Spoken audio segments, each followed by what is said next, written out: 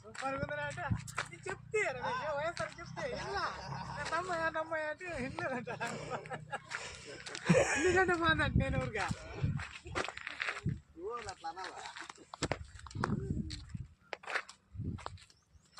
ప్రతిదీ రౌండ్ షేపే ఇట్లా